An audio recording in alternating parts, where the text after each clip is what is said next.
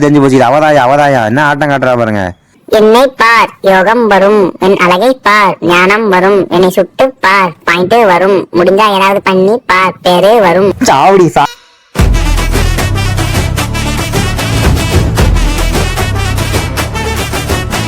சாவடி பாட்டா பாடுறப்ப சாவடி. என்னடி அதுக்குள்ள திரும்ப வந்துட்ட? ரீச் பண்ண 1 செகண்ட் ரீச் பண்ணிட்ட.